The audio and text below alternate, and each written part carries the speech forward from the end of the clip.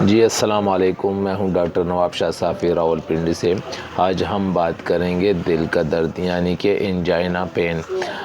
دل کی جو شریانیں ہیں ان کو اگر سپلائی کم جاتی ہو یا نہ ہوتی ہو، اس کی وجہ سے اکثر دل میں درد ہوتا ہے، انجائنا پین ہو جاتا ہے۔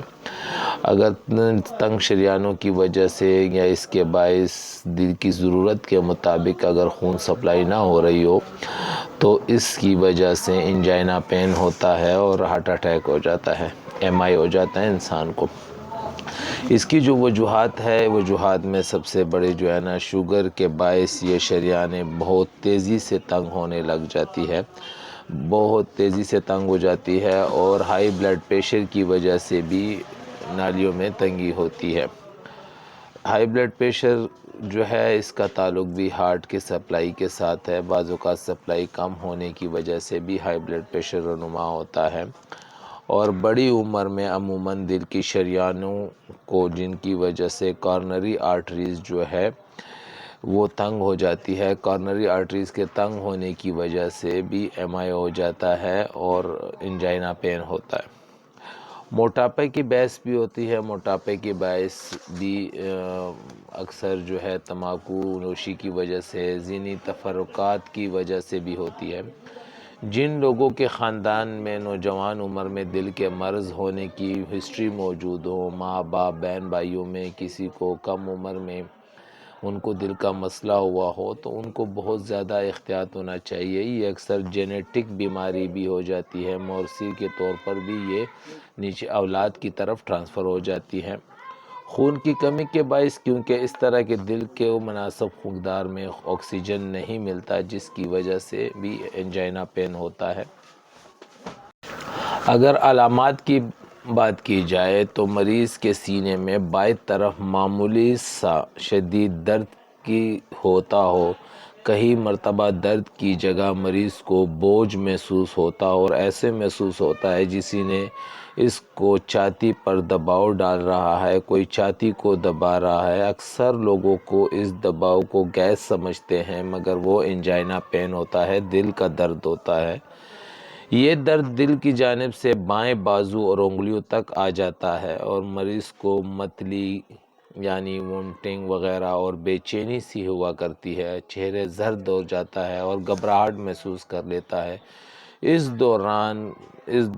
درد کے دورانیہ عموماً 1 سے 10 منٹ تک رہتا ہے اور پھر آرام سے ٹھیک ہو جاتا ہے۔ یہ بھی انجائنا پین ہے اور شریانوں کی تنگی ہے۔ اس کے لیے پھر ہم مریض کو کچھ ٹیسٹ ایڈوائز کرتے ہیں، جیسے کہ ECG ہے۔ ECG میں ہم ردم کو دیکھتے ہیں، ECG میں ہم چیزوں کو دیکھ کر اگر اس میں ہمیں تھوڑی بہت چینجنگ نظر آ رہی ہو تو پھر ہم مریض کو سٹریس ٹریڈمل یعنی کہ ETT کرواتے ہیں۔ ایکسرسائز ٹیسٹ کروانے کے بعد اگر اس میں بھی کوئی چینجنگ رونما ہو جاتی ہو، یعنی دل کی ہمیں شریانوں کے مطابق کوئی تھوڑی بہت بھی تبدیلی نظر آ رہی ہو تو پھر ہم مریض کو مزید ٹیسٹ کی طرف ریفر کر دیتے ہیں۔ کسی ہاسپٹل کی طرف ہم ریفر کرتے ہیں جہاں پہ ان کی اینجیوگرافی ہو جاتی ہے یا CT اینجیوگرام ہو جاتی ہے، جن میں ہمیں کارنری آرٹریز کے بارے میں معلومات ہو جاتی ہے۔ اگر کارنری آرٹریز میں کوئی بلاکنگ وغیرہ ہو تو بلاکنگ کو کھولنے کے لیے سٹینٹ ڈال دیے جاتے ہیں، جس سے انسان کی زندگی جو ہے وہ کافی حد تک محفوظ ہو جاتی ہے۔ اور اگر سم ٹائم ایسے ہوتا ہے جہاں پہ کرونک ڈیزیز موجود ہو، 100% انکلوڈڈ ہو، 100% بند میں کارنریز ہو، تو اس میں پیشنٹ پھر عموماً جو ہے نا سرجیکل کی طرف ریفر کیا جاتا ہے، جہاں پہ ان کو سرجری کر دی جاتی ہے۔ اس طرح مریض کو روزمرہ زندگی میں تبدیلیاں بھی لانی چاہیے۔ اگر کارنری آرٹریز میں مائلڈ ڈیزیز موجود ہو، کیونکہ مائلڈ ڈیزیز میں سٹینٹ نہیں ڈالا جاتا تو اس میں اکثر جو ہے نا مریض کو اپنی زندگی جو ہے نا وہ تبدیل کرنی چاہیے، ان کو کھانے پینے میں۔ ایسی مریض جن کو اپنی زندگی میں مثبت تبدیلی ضرور لانی چاہیے، مریض کو تمباکو نوشی سے پرہیز کر دینا چاہیے، بند کر دینا چاہیے، اپنے شوگر کو کنٹرول رکھ دینا چاہیے۔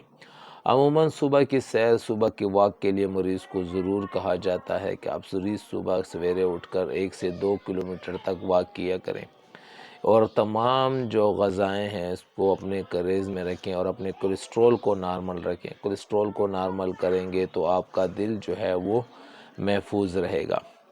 اس طرح اگر ہومیوپیتھک میں ان کی میڈیسن کی بات جائے تو کیکٹس ہے، کیکٹس کا جو مریض ہوتا ہے وہ کسی بھی دل کو پکڑ کر بیٹھا رہتا ہے، جی ہائے مجھے ادھر کافی درد محسوس ہو رہا ہے، تو اسے مریض کو ہم کیکٹس دیتے ہیں، اس کا چہرہ زرد ہو جاتا ہے۔ اس کے بعد میک فاس بھی ہے، وہ بھی دل کے درد میں گرم پانی میں ملا کر ہر 5 منٹ بعد 1 گھونٹ میں آپ دے سکتے ہیں۔ اس میں گلونائن ہے، گلونائن تمام جسم کی دھڑکن کو، تمام جسم میں دھڑکن کو محسوس ہوتی ہو، سانس میں رکاوٹ سی محسوس ہو رہی ہو تو گلونائن سب سے اچھی دوائی ہے۔ بلڈ پریشر کی بھی یہ دواؤں میں شامل ہے۔ اس طرح ایکونائڈ بھی دے سکتے ہیں، آرسینکم بھی دے سکتے ہیں، یا معدے کے پاس درد محسوس ہو رہا ہو تو نقص ومیکا بھی دے سکتے ہیں۔